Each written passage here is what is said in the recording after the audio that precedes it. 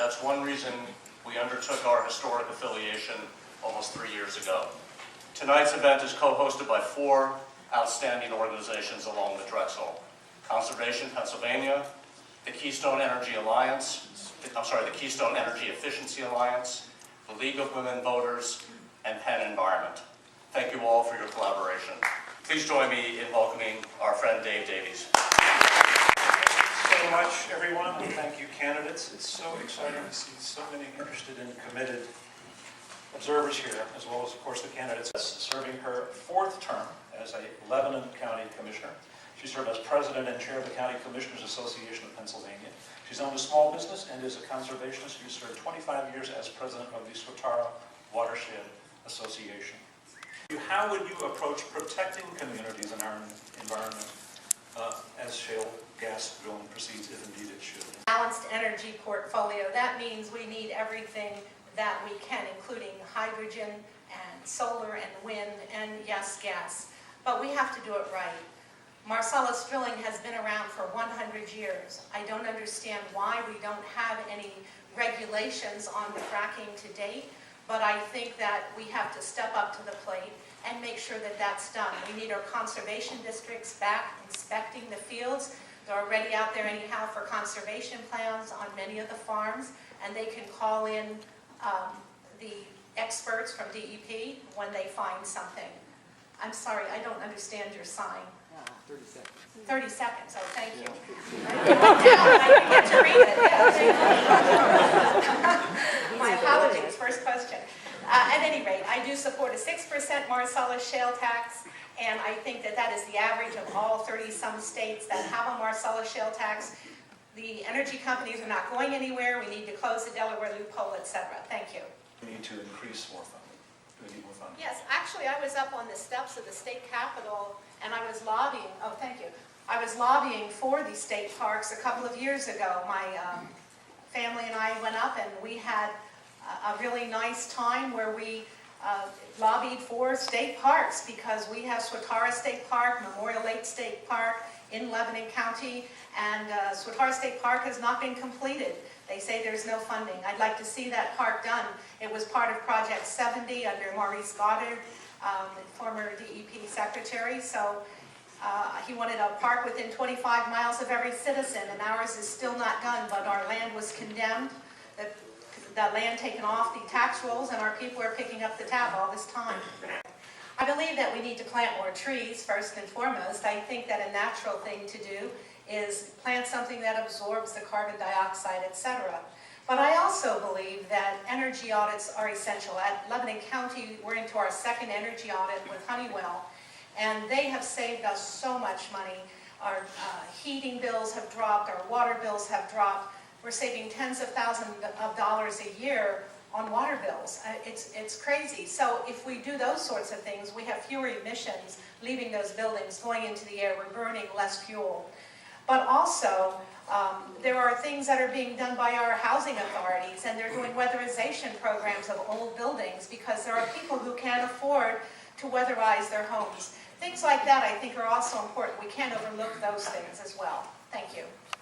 Thank you so much. It has been my pleasure to work with the state in creating a water trail for the state of Pennsylvania for the Swatara Creek.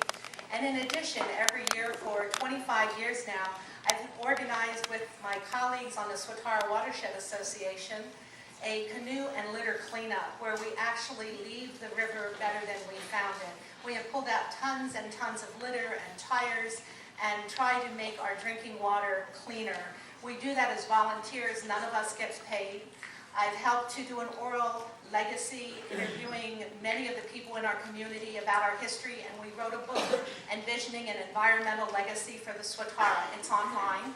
My website is joellenlitz.com, and you scroll to the bottom, you'll find numerous publications that I helped to coordinate. In addition, I cooperated with cleanups. My neighbors, when I ran my auto body shop, and I allowed a monitoring well on my property. So sometimes it's cooperating with your neighbors as well. There's so many things we can do. Thank you. I can tell you that I've always learned that if you can simplify something and explain how you can save the money and how it's going to make you money, it's going to be doable.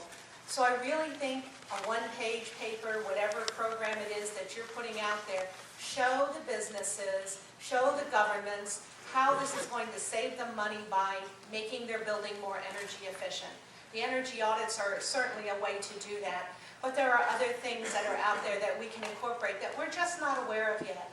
I'll never forget running my auto body shop. One year I invested $1,000 in Thermax to insulate my roof. In 2 years, that Thermax paid for itself, and my utility bills on my oil dropped to like half the price. It was amazing. I would have never guessed that. But if somebody would have shown that to me on a piece of paper, just very simple, I would have done it even sooner.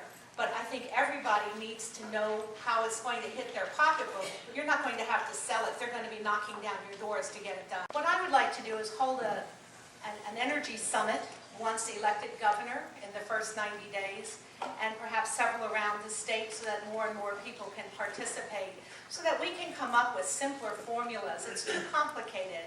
I think you've heard this, that we do need to move into renewable energy, but the fossil fuels are mature, they're profitable, and I don't think they need the level of subsidies that they're getting.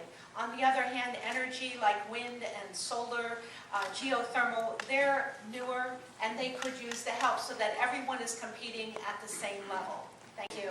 I do not knowingly take any contributions from Marcellus Shale.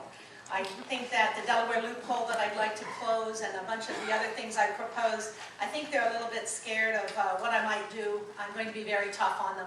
Take away their licenses again if they are continuing to pollute. Thank you. I do believe that forests hold our future when it comes to biomass. Those trees, again, absorb the carbon dioxide and other gases that are harmful. They store it inside, and then we reuse the trees to make furniture or whatever. But we also have things like cattails that take pollutants out of the ground, and we can use that for insulation. There's so many different kinds of plants that we can use, and they go back to the earth. I think it's very important that we do support biomass as well. Thank you. To the sponsors of this event, to the people who took time out of their busy schedules to come out tonight, and to the listening audience, thank you. You truly care about elections. You truly care about democracy. My campaign, and I do bring local government experience to the table, I bring small business experience and conservation. It's a unique blend.